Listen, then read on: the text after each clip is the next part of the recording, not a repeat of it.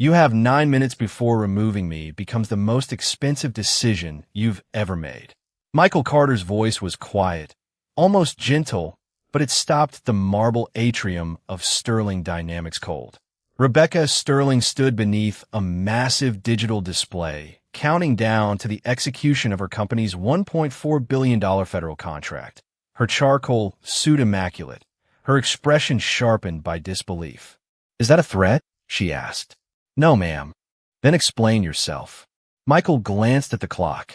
1:36 p.m. I've been trying to. Two uniformed police officers waited several feet away, called from the federal security detail after Rebecca ordered Michael removed. At 46, he hardly looked like someone capable of disrupting the most important day in Sterling Dynamics history. His work jacket was faded, his jeans ordinary, and his boots carried the dull marks of years spent around machinery. Yet he showed no fear, no anger, just a strange dignity that made Rebecca's impatience look louder than his silence. "Mr. Carter," she said, "you entered a restricted technical review, challenged my engineering team, refused to sign your findings, and delayed preparations for a contract thousands of people depend on. I refused to sign something that wasn't true. Our engineers disagree. The system failed 5 times. Rebecca's jaw tightened. Under a scenario outside the required certification matrix. Emergencies don't follow certification matrices. A few employees near reception exchanged glances. Rebecca noticed. "Officers, please escort him out." Michael nodded. "I'll cooperate." He adjusted the strap of his worn backpack and started toward the glass entrance.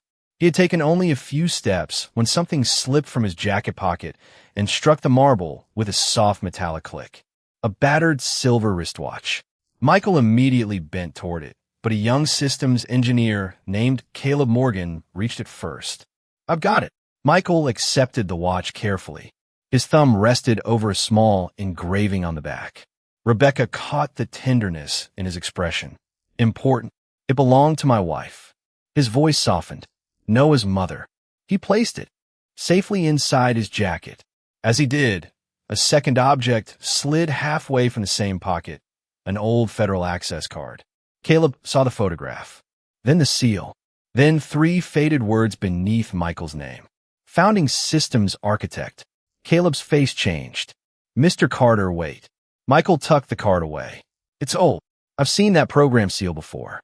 Rebecca checked the countdown. 7 minutes. Caleb, upstairs. "Now, Ms. Sterling, I think you should look at his credentials." "Later, but his name might be connected to the original, Caleb."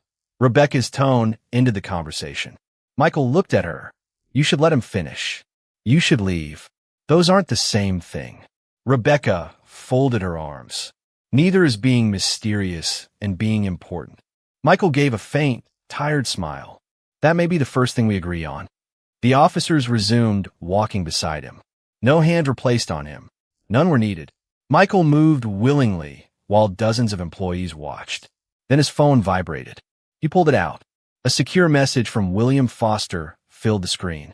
"Execution window opens at 1:45. Final certification remains under your authority." Michael read it once. Rebecca noticed the message, but not the words. "Another dramatic warning?" she asked. No, Michael locked the phone. A final reminder.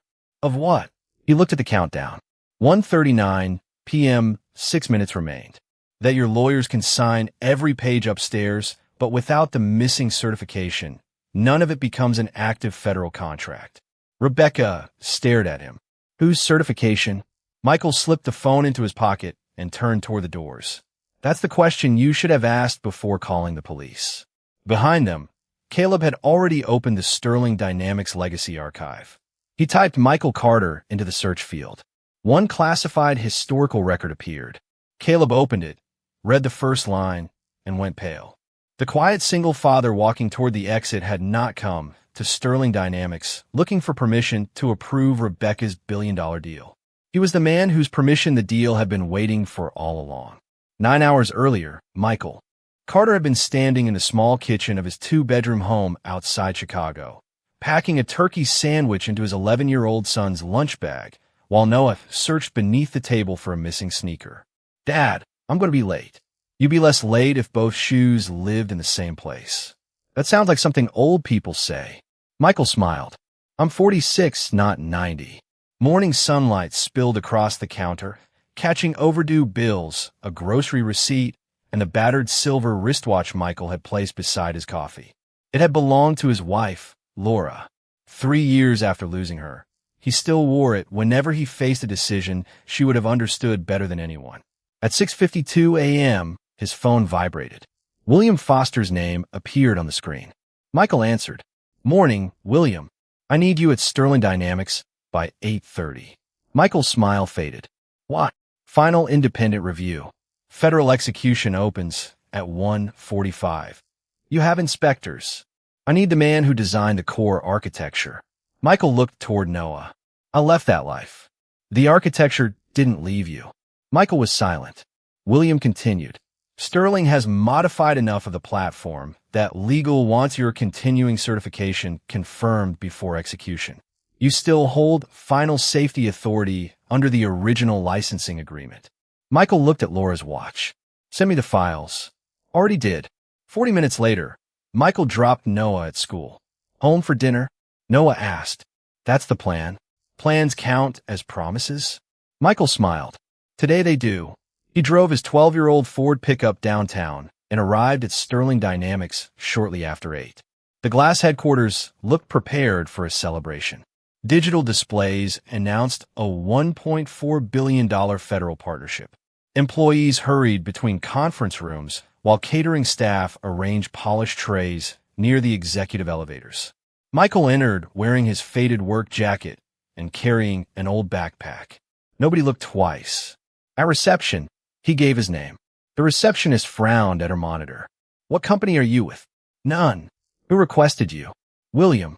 Foster. Her posture changed immediately. A secure federal authorization appeared seconds later. Upstairs, Kayla Morgan met Michael outside the system's laboratory. You're the independent reviewer? That's what they're calling me. Caleb glanced at his clothes, then quickly corrected himself. I expected someone from one of the big consulting firms. That probably would have been more impressive. Inside the lab, Michael stopped before a wall-sized architecture diagram. The colors were new. The interfaces were new. The corporate logo was certainly new. But beneath everything sat a structure he knew like the floor plan of his own home. He had helped build its earliest version 15 years earlier. Show me emergency authority transfer, Michael said. Caleb opened the simulation. 1 command center. 3. Caleb frowned. We certify sequential handoffs. Today we don't. The first test began. 3 regional centers entered emergency mode within the same recovery window. The screen flashed amber. Verification conflict. Caleb leaned forward. That's strange. Again. Failure. Reset and change priority order. Failure. They ran it 5 times. 5 amber warnings. Caleb's confidence disappeared. How did you know where to look? Michael studied the authorization layer, because that verification handshake used to prevent exactly this. Caleb turned toward him. Michael traced a section of code. Someone removed part of the original safeguard. His phone vibrated. William had sent a secure message. Final certification remains your responsibility. Do not authorize an unresolved failure. Caleb caught Michael's expression. What happens if we can't fix this before 1:45? Michael looked through the laboratory glass toward a giant screen celebrating the coming contract. Then Rebecca Sterling has a signing ceremony. Caleb waited. Michael's voice remained quiet. But she doesn't have a contract. Caleb stared at the 5 amber warnings lined across the diagnostic screen. We ran certification for 7 weeks, he said. Why didn't anybody catch this? Michael pulled a chair closer. Because your standard matrix tests emergency transfers. Sequentially, 1 center hands authority to another, verification completes, then the next transition begins. And 3 at once? Create a race inside the authorization layer. Caleb opened the revision history. That still doesn't explain how you knew. Michael studied the code without answering. He recognized pieces of work he had written 15 years earlier, but something fundamental had changed. Open the legacy verification map. Caleb entered his credentials. An older architecture appeared. Michael pointed to a narrow sequence between the identity check and command transfer. There. That handshake is missing from the current build. Caleb compared the versions. You're right. When was it removed? I'll need archive access. Before Caleb could search, the laboratory door opened. Rebecca Sterling entered with Chief Technology Officer Daniel Reeves and 2 senior engineers. At 41, Rebecca carried herself with the polished certainty of someone accustomed to entering rooms where everyone already knew who held authority. Why is final review still open? She asked. Caleb stood. We found a synchronization problem. Rebecca looked at Michael, then at his temporary badge. You're William Foster's reviewer? Michael Carter. What firm? Independent. Independent from which company? All of them. Daniel stepped toward the monitor. Show me the issue. Michael ran the simulation. 3 emergency command centers requested authority inside the same recovery window. Amber flashed again. Rebecca watched without visible concern. Likelihood. Low, Michael said. Impact. High enough that I won't certify it. Her eyes sharpened. You won't. Not while it fails reproducibly. Daniel examined the log. This scenario isn't required under the approved federal test matrix. Then the matrix has a blind spot. Rebecca, check her watch. The delegation arrives before 1. Execution opens at 1:45. We are not postponing a $1.4 billion agreement because an outside reviewer invented a test this morning. Michael remained seated. I didn't invent the condition. I reproduced it. Under circumstances our system may never encounter. Emergency. Architecture exists for circumstances you hope never happen. Caleb glanced at Rebecca. He ran it 5 times. Same result every time. Then document it for the next update. Michael shook his head. Not after certification. Rebecca stepped closer. Mr. Carter, thousands of employees and suppliers depend on this agreement. There are factories expanding in 3 states because of today's execution. Responsibility is bigger than one diagnostic warning. That's exactly why the warning matters. Our engineers have approved the platform. Then ask them why somebody removed the original verification handshake. Daniel looked up. Original. Rebecca caught the word too. How would you know what the original architecture contained? Michael reached toward the inside pocket where Laura's watch rested beside his old federal card. For a moment, he considered showing her everything. Instead, he lowered his hand. Call William Foster. Rebecca's expression cooled. If you have credentials relevant to this review, present them. The failed tests are relevant. That isn't an answer. It's the answer that should matter. Silence settled between them. Rebecca turned to Daniel. Continue preparations. Michael stood. If you execute without resolving this, I will not certify the system. Rebecca stopped at the door. You're speaking as though your personal approval controls my contract. Michael looked directly at her. Ask William whether it does. She left without answering. Caleb waited until the door closed, then opened the legacy archive. You could have shown her your card. Michael looked at the amber warnings. If she needs my title before she respects the evidence, the company has 2 problems. His phone vibrated. William's secure message appeared. Final authority confirmed. Your certification alone controls federal execution. Michael locked the screen. Somewhere upstairs, Rebecca was preparing to sign a $1 billion agreement. Down in the lab, the quiet single father she had dismissed was holding the one approval capable of making that agreement real. By 10:18 a.m., Michael was sitting across from Rebecca in a private conference room 40 floors above the Chicago River. Between them rested a 2-page certification statement, a black pen, and an offer that could change the life of a man who still compared grocery prices before reaching the checkout. Rebecca pushed the document toward him. This does not say the system is perfect. It says your test condition falls outside the approved federal matrix and does not justify delaying execution. Michael read the first page carefully. That's not what I found. You found an unlikely failure scenario. I found a reproducible failure scenario. Daniel Reeves stood near the window, while Caleb remained by the door with the diagnostic tablet. 5 amber results were still displayed. Rebecca folded her hands. Sign the acknowledgement, complete your review, and our engineering team will address the issue in the next revision. Michael slid the paper back. No, you barely considered it. I've considered it 5 times. Caleb looked down, hiding the faintest reaction. Rebecca did not smile. She opened a second folder. Your consulting fee was originally $20,000. I am prepared to authorize a completion bonus that brings today's compensation to $100,000. Michael's eyes rested on the number. $100,000. Noah's future college expenses. A newer pickup. The remaining medical bills from Laura's final year. A financial cushion Michael had not known since before becoming a single father. Rebecca saw the hesitation. You have a son, correct? Michael's expression changed. Yes. Then you understand responsibility. Better than you think. He reached into his jacket and removed Laura's battered silver watch. The hand still moved, though the crystal carried a thin scratch across its face. He turned it over and read the engraving he already knew by heart. Always come home as yourself. Rebecca watched him. Your wife's. She gave it to me on our 10th anniversary. I am sorry. Michael nodded once. Thank you.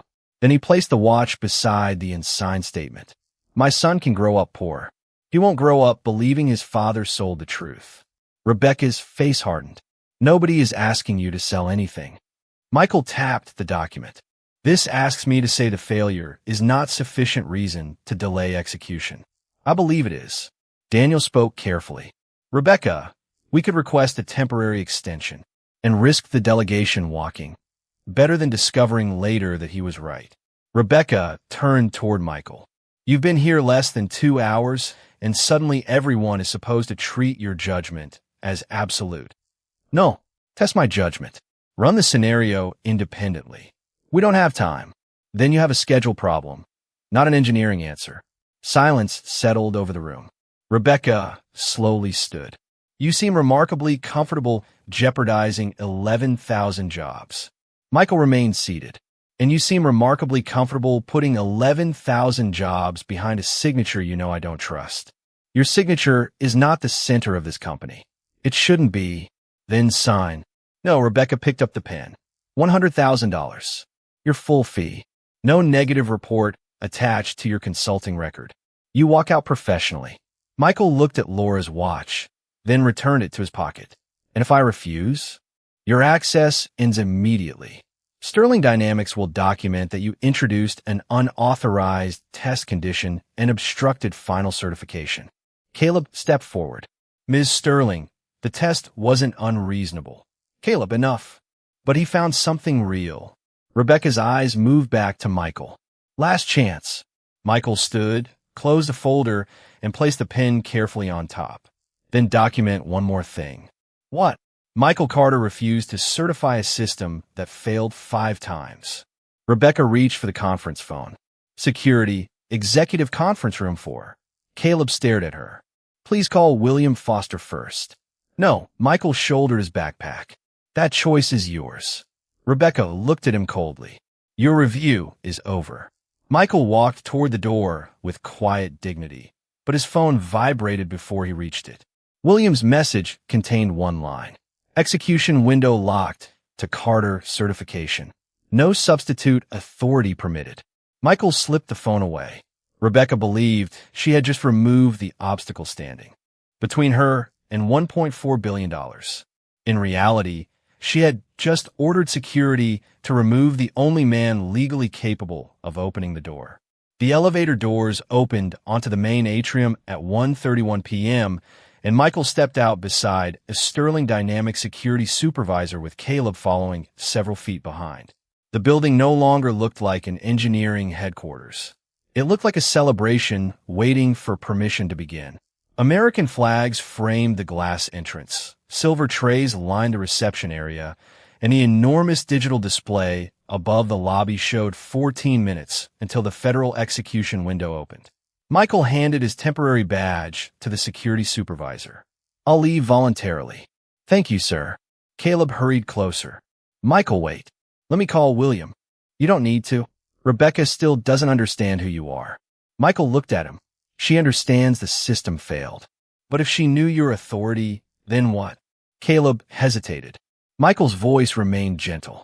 Would the same 5 failures suddenly become more important? Before Caleb could answer, another elevator opened. Rebecca emerged with Daniel and 2 members of her executive staff. She noticed Michael still standing near reception. Why is he still here? The security supervisor answered. He's leaving now, ma'am. Rebecca glanced at the clock. 13 minutes. Make sure he does. Caleb stepped between them. Miss Sterling, I searched the legacy archive. Not now. It has Michael's name in the original architecture records. Rebecca's expression tightened. Caleb, the federal delegation is arriving. That's exactly why you need to hear this. Michael quietly shook his head. Let it go. Rebecca turned toward him. You don't get to create confusion and then pretend you're above it. I'm not above anything. Then explain why you possess documents describing architecture Sterling Dynamics owns. Michael adjusted his backpack. Because some of those documents existed before Sterling Dynamics did. Daniel looked at him sharply. What does that mean? Call William Foster. Rebecca exhaled. I'm finished hearing that name used as leverage. It isn't. Leverage. Then what is it? A courtesy. Employees nearby had begun watching. Michael noticed their faces and lowered his voice. Rebecca, I'm leaving. You can still make one phone call and avoid turning this into something public. She looked toward the officers assigned to the federal event near the entrance. Pride, pressure, and the approaching deadline crowded out whatever hesitation remained. Officers. Caleb's face fell. Miss Sterling, please. Rebecca pointed toward Michael. Escort Mr. Carter from the building. One officer approached calmly. Sir, will you come with us? Michael nodded. Of course. He did not argue. He did not demand respect. He simply walked. Halfway across the marble floor, Laura's silver watch slipped from his jacket and landed near Caleb's shoes. Michael stopped. Caleb picked it up, but the old Federal Access card fell beside it. This time Caleb saw everything. Michael Carter, founding systems architect, continuing federal safety authority. Caleb stared at the card. Oh my God. Rebecca heard him. What? Caleb held the card toward her. You need to stop this. Michael gently took Laura's watch first, then the card. It's all right. No, it isn't, Caleb said. Your name is attached to the original licensing authority. Rebecca stepped closer. Let me see that card. Michael slipped it back into his jacket. You had 5 test results. A badge shouldn't be the thing that makes you listen. Rebecca's face hardened again. Continue the escort. Michael looked at the digital clock. 1:36 p.m., 9 minutes remained. You have 9 minutes before removing me becomes the most expensive decision you've ever made. Is that a threat? No, ma'am. Then what happens in 9 minutes? The execution window opens. Rebecca folded her arms. And Michael's phone vibrated. A secure message from William filled the screen. Final certification remains under your authority. Michael locked it without showing her. And someone has to decide whether your system deserves approval. Rebecca gestured toward the doors. Take him out. Michael nodded and continued walking. Behind him, Caleb rushed to the reception terminal, entered Michael's name, and opened the original federal licensing record. His eyes widened at the final clause. Daniel. Daniel came beside him. What? Caleb pointed at the screen. There is no alternate certifying authority. Daniel read the clause twice. Rebecca. She turned impatiently. Daniel's face had gone pale. You need to stop them. Why? He looked toward Michael, then back at the document. Because if Michael Carter walks out without certifying the system, the federal execution portal cannot activate the contract. Daniel's words stopped Rebecca before she could turn back toward the elevators. Cannot activate? She repeated. Caleb pointed to the licensing clause on the reception terminal. Michael's continuing safety certification is mandatory. There's no substitute authority. Rebecca looked across the atrium. Michael was approaching the glass doors beside the officers, his faded backpack hanging from one shoulder. The digital clock read 1:38 p.m. 7 minutes. Mr. Carter. Michael stopped. Rebecca crossed the marble floor toward him. Why didn't you tell me the contract legally requires your approval? Michael faced her. I told you the system failed 5 times. That is not what I asked. I know. You let me call security. You let this reach the police. Those were your decisions. Rebecca lowered her voice. You could have shown me your credentials. Michael's expression remained calm. Would that have changed the test results? It would have changed how I handled this. That's the problem. The words landed softly. Rebecca stared at him. Michael continued. Evidence shouldn't become more valuable because the person carrying it has an important title. Daniel joined them. Michael, we understand now. Come upstairs. We can complete the paperwork. Has the flaw been fixed? Daniel hesitated. Not yet. Then there's nothing to complete. Rebecca checked the clock. 1:40, 5 minutes. We can sign now and correct the software afterward. No, you are prepared to jeopardize $1.4 billion over a condition that may never happen. I'm prepared to refuse my name to something I know can fail. Rebecca's voice tightened. 11,000 people depend on this company. Then they deserve leadership that doesn't gamble their future against a deadline. Caleb watched from several feet away. Nobody in the atrium spoke. Rebecca took a breath. What do you want? Time to fix it. We don't have time. Then you don't have certification. The clock changed to 1:42. Rebecca looked toward the federal representatives entering through the opposite side of the lobby. Give me until after the ceremony. Michael touched Laura's silver watch through his jacket. I can't. Can't or won't. Both. At 1:43, Michael's phone vibrated. William Foster had sent a secure notice. Final execution, check active. Certification pending. Rebecca saw the message. Michael, please. It was the first time she had used his first name without impatience. One signature. Michael looked at her. A signature is supposed to mean something. At 1:44, the executive display near reception automatically refreshed. Ready for execution appeared in green, followed by a single unresolved field. Final safety certification pending. Daniel stared at it. Caleb whispered, 1 minute. Rebecca turned toward Michael. If this collapses, the board will hold me responsible. Then make the responsible decision before they have to. The clock changed to 1:45. Michael removed his phone. He called William. The line connected immediately. Michael. William, withdraw my certification. Effective immediately. Rebecca went still. William's answer came clearly through the quiet lobby. Confirming withdrawal due to unresolved safety failure? Confirmed. Understood. Michael ended the call. 12 seconds had passed. For several heartbeats, nothing changed. Then Daniel's phone chimed. Caleb's followed. Rebecca's screen lit up last. She looked toward the executive display. The green banner disappeared. Authorization withdrawn appeared in red. A second later, the $1.4 billion agreement vanished from the execution queue entirely. The atrium became silent. Rebecca refreshed her phone. Nothing. Again. Nothing. What did you do? She whispered. Michael slipped the phone back into his pocket. I refused to certify a system that failed. Daniel opened an incoming federal notice. The execution session has been suspended. Rebecca looked at Michael as the truth finally settled over her. He had not called someone powerful to punish her. He had not asked anyone to rescue him. The authority had belonged to him all along. Then Caleb's voice came from the terminal. Wait. He had opened the archived revision history. I found when the verification safeguard was removed. Daniel moved beside him. Who approved it? Caleb stared at the screen, then slowly looked at Rebecca. The change was accelerated under an executive performance directive. Rebecca's face lost its color. Whose directive? Caleb swallowed. Yours.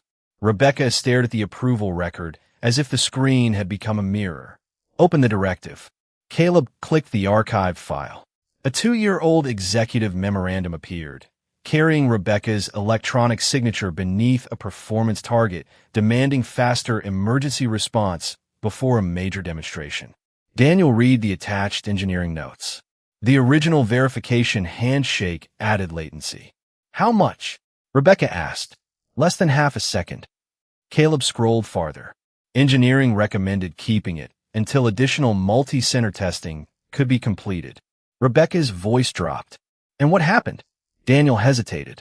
The deadline remained unchanged.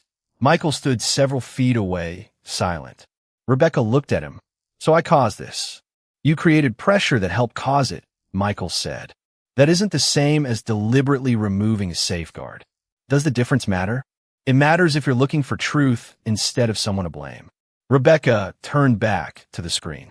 Another archived message showed that 2 engineers had requested additional testing. Their concern had been reduced to a footnote in the final executive summary. I never saw this, she whispered. Michael stepped closer.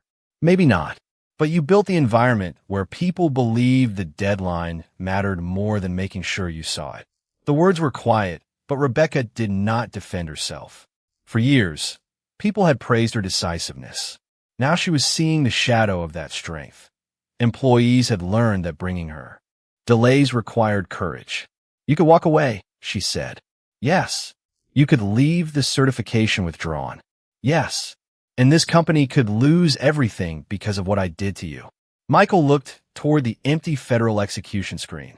What you did to me and what's wrong with the system are 2 different things. Rebecca frowned.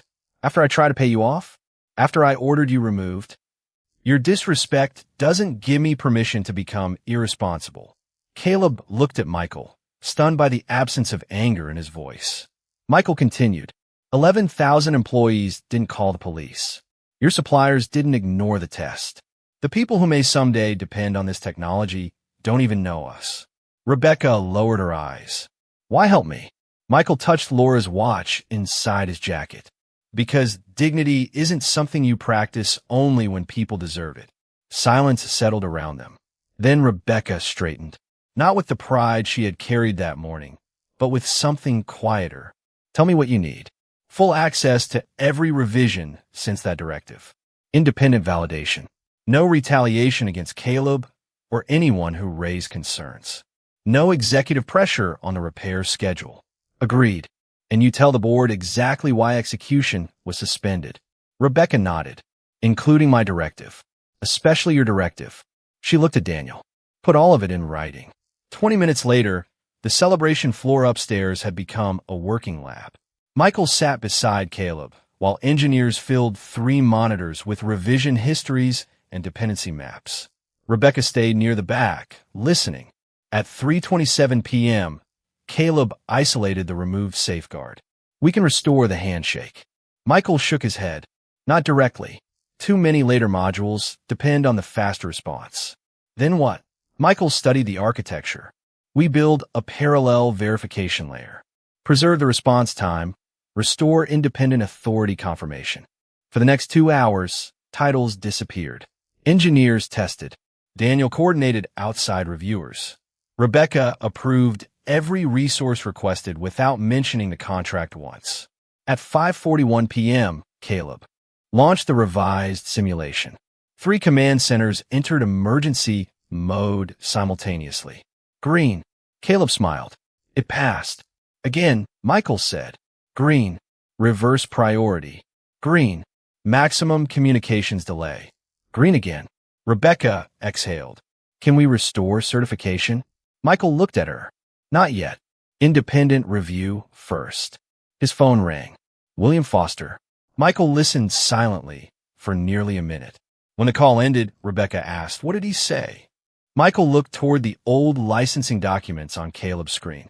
William reviewed the original agreement. And my authority wasn't written for this one contract. Daniel went still. Michael continued. Every federal deployment built on the protected core still requires my continuing safety certification. Rebecca finally understood the full truth. The man she had tried to remove did not merely hold the key to the contract that had vanished. He held the safety key to every future federal system Sterling Dynamics hoped to build. Rebecca did not speak for several seconds.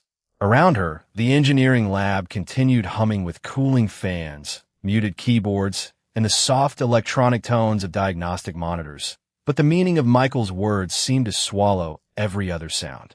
Every future federal deployment built on Sterling Dynamics' protected core still required his safety certification. He could walk away tonight and leave the company facing years of uncertainty.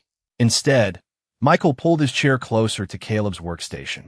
Independent review should be ready soon. Let's make sure they have everything. Rebecca stared at him. You're still helping us? The system still needs to be safe. After what I did, Michael looked at her. What happened downstairs doesn't change what needs to happen up here. Caleb turned back to the monitors, and the next 2 hours became a lesson Rebecca had never expected to receive. Michael did not command the room. He asked questions. When a junior engineer named Tyler noticed a 4-millisecond timing variation, Michael stopped the entire simulation and listened.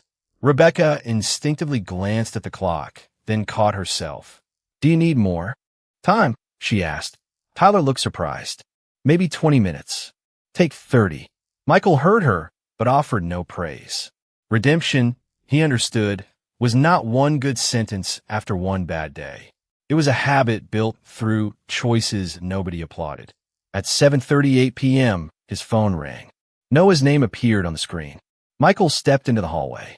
Hey, buddy, you promised dinner. Michael closed his eyes. I know. Is the important thing broken? It was. Did you fix it? Michael looked through the glass at Caleb's team. We're close. Noah was quiet, then said, I saved you 2 slices of pepperoni. Michael smiled. Best news I've heard all day. When he returned, Rebecca was standing near the doorway. Your son, Noah. You missed dinner because of us. Because of the work, Michael corrected. There's a difference. At 8:11, the independent validation team completed 26 scenarios without a single authorization conflict. Caleb nearly celebrated, but Michael raised one finger. Run the 3-center transition with maximum network delay. Caleb entered the parameters. Green. Reverse command priority. Green. Drop 1 verification packet and recover. Green again. Daniel released a breath. That's 30 clean tests. Michael reviewed the independent report line by line. Only after reaching the final signature did he remove his phone. William, the correction passed independent validation. He listened. Yes. 30 scenarios. No undecided exceptions. Rebecca watched him carefully. Restore my certification for this deployment, Michael said. William confirmed. Seconds later, Daniel's tablet chimed. The federal portal refreshed. Authorization restored. Eligible for rescheduling. Caleb smiled. Rebecca simply stared at the screen. You could have kept it suspended, she said. Yes. You could have destroyed my career. Maybe. Why didn't you? Michael slipped Laura's watch back onto his wrist. Because revenge would make your mistake the reason for my next one. Rebecca lowered her eyes. I don't know how to repay that. Don't repay me. Fix what made today possible. The next morning, Rebecca canceled the celebration banners and summoned employees to the same marble atrium where Michael had been escorted toward the doors. No champagne watif. No countdown filled the display. Michael stood near the back beside Caleb, dressed in the same faded work jacket. Rebecca stepped into the center of the room. Yesterday, I ordered Michael Carter removed from this building because I decided his position mattered more than his evidence. The atrium fell silent. The system failure was real. The executive pressure that helped create it came from my office. And when Michael had the power to let this company suffer for my arrogance, he chose responsibility instead. She turned toward him. Michael, I owe you an apology in front of everyone who watched me deny you respect. Michael met her eyes. Rebecca's voice softened. I was wrong. I am sorry. Michael nodded. Accepted. Then Rebecca faced her employees again. Effective today, no engineer in this company will need an executive title to stop a process over a legitimate safety concern. For the first time, Michael smiled. The contract had returned, but something more important had changed with it. Rebecca Sterling had finally learned why the quietest person in the room might be the one everyone needed to hear. The federal execution was rescheduled for Friday morning, but there was no second celebration. No champagne glasses waited in the atrium. No oversized countdown dominated the screens, and Rebecca had ordered the public relations team to remove every banner that treated the agreement like a trophy. At 9 a.m., the corrected system completed its final federal verification. At 9:17, Michael Carter read the certification report one last time and signed his name. At 9:21, the $1.4 billion agreement became active. Daniel exhaled. Caleb smiled. Rebecca simply watched the green confirmation appear. 48 hours ago, I thought getting that message was the most important thing in this building, she said. Michael closed the folder. And now? Rebecca looked through the glass toward the engineers. Now I think how he earned it matters more. Michael nodded. Then something useful came out of an expensive lesson. Later that morning, Rebecca asked Michael to meet privately in her office. She placed a formal offer on the desk. Chief Systems Integrity Officer.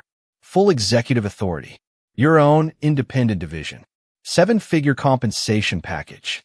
Michael glanced at the first page and pushed it back. No, thank you. Rebecca blinked. You haven't read the compensation. I heard 7 figures. And you're refusing? Noah saved me 2 slices of pizza Tuesday night because I broke a dinner promise. I'm not taking a job that makes breaking those promises easier. Rebecca almost smiled. You really are impossible to buy. That should make you feel better about my certifications. She laughed softly, perhaps for the first time since they met. Then tell me what you would accept. Michael considered it. Independent advisor. Limited hours. No executive office. And Caleb gets a leadership role in the new safety review program. Why Caleb? Because he spoke when staying quiet would have been safer for his career. Rebecca nodded. Done. Michael added, one more condition. I expected one. Any engineer, technician, contractor, or reviewer can request a safety pause without retaliation. Their concern gets evaluated on evidence, not seniority. Rebecca extended her hand. Agreed. Michael shook it. That afternoon, he walked through the same atrium where 2 police officers had once waited to escort him outside. Nobody treated him like a celebrity. That suited him. Caleb caught up near the doors. Michael, can I ask you something? Sure. When Rebecca ordered you out, why didn't you just show everyone your federal authority? Michael looked toward the glass doors. Because if people only respect the truth after discovering the person speaking has power, they haven't learned to respect the truth. Caleb absorbed the answer. I'm writing that down. Don't. Just remember it when somebody junior disagrees with you. 45 minutes later, Michael's old Ford pickup turned into his driveway. Noah was sitting on the front steps with a basketball beneath one arm. You're early. Michael checked Laura's silver watch. 3 minutes early. So the giant important thing is fixed. The system is. What about the people? Michael smiled. They're working on it. Noah followed him inside, where 2 plates waited on the kitchen table. Michael removed the federal access card from his jacket and placed it inside a drawer. He left Laura's watch on his wrist. Back at Sterling Dynamics, Rebecca stood alone beneath the atrium display. The screen no longer showed a contract value. Instead, it carried the first line of the company's new safety policy. Listen to the evidence before you ask for the title. Rebecca remembered Michael standing in that same place while she had mistaken quietness for weakness and ordinary clothes for ordinary authority. One phone call had made $1.4 billion disappear, but that had never been the real lesson. Michael possessed enough power to punish her and chose grace instead. He had been humiliated and kept his dignity, proven right and rejected revenge, given a second chance to people who had denied him respect. And in the silence that followed, Rebecca finally understood something no contract could purchase. Character is what remains when power gives you every reason to become cruel, and you choose kindness anyway.